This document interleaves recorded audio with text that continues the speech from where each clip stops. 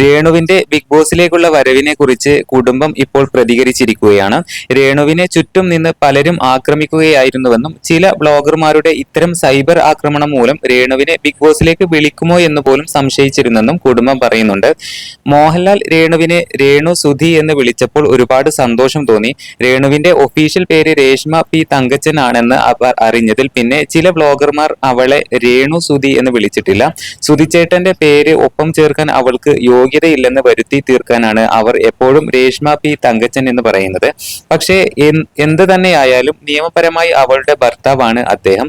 വിവാഹം കഴിഞ്ഞാൽ ഭർത്താവിന്റെ പേരാണ് ഇവിടെ ചേർക്കുന്നത് എന്ന് മെയിൻ സ്ട്രീം വണ്ണിന് നൽകിയ അഭിമുഖത്തിൽ രേണുവിന്റെ ചേച്ചി രമ്യ പറഞ്ഞിരിക്കുകയാണ്.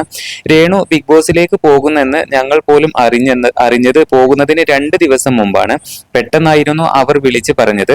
ആദ്യം രേണു ബിഗ് ബോസിൽ പോകണമെന്ന് ആഗ്രഹിച്ചിരുന്നു. പിന്നെ ബ്ലോഗർമാരുടെ വൈരാഗ്യവും ദേഷ്യവും കാരണം പ്രതീക്ഷയില്ലായിരുന്നു എന്ന് രമ്യ കൂട്ടിച്ചേർത്തിരിക്കുകയാണ്.